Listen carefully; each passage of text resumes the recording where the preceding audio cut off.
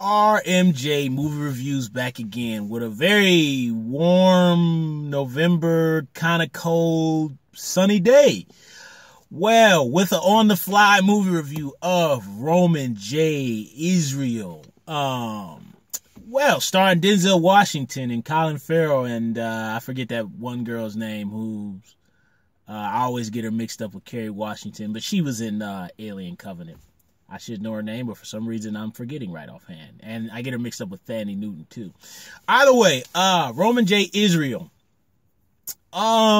This is not the typical Denzel. As we all know, those of us who grew up with Denzel back, I'm saying Denzel Washington, like the Mighty Quinn Denzel Washington and Mo Better Blues Denzel Washington.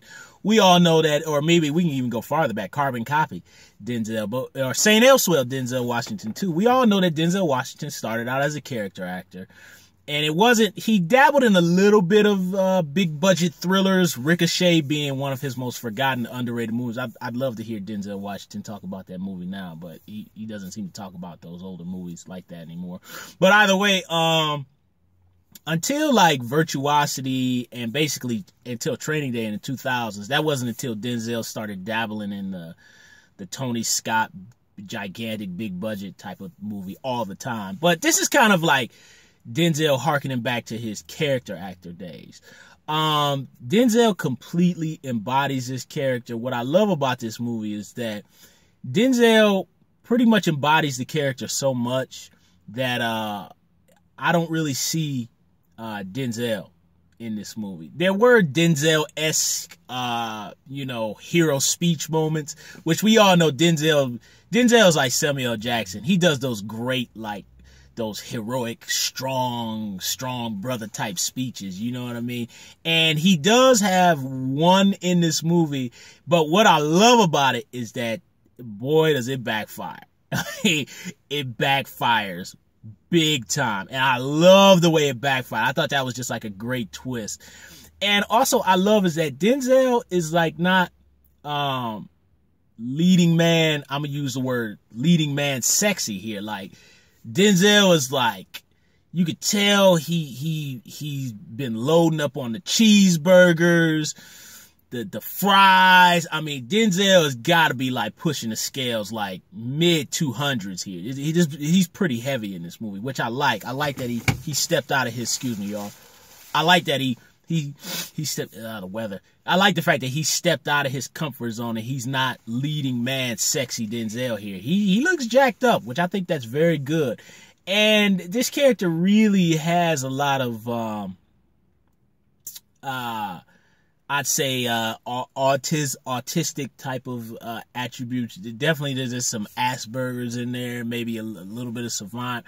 I haven't taken psychology in a long time, so I can't remember the way they all fall on the scale in the spectrum. But there is like a little bit of Asperger's and savant in there. You know, Asperger's with the not having a filter when you talk. Those of us who know people with Asperger's know that they do not have a filter at all.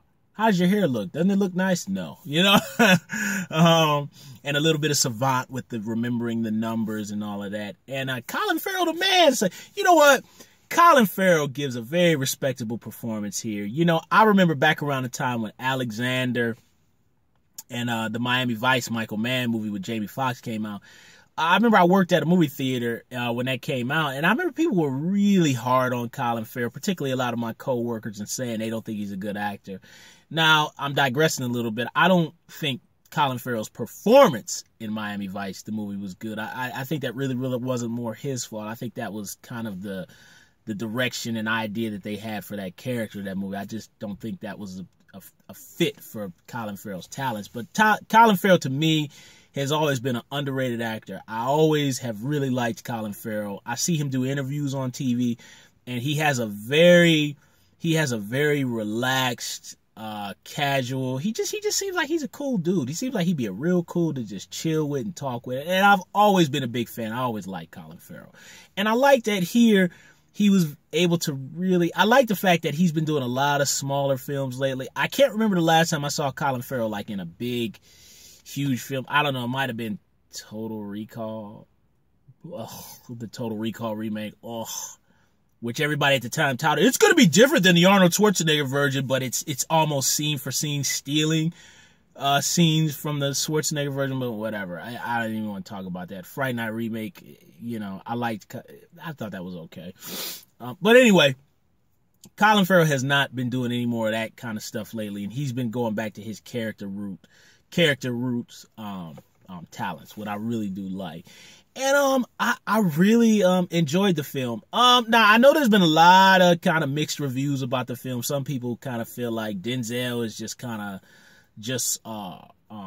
playing a character and not inhibiting the character. I disagree with that.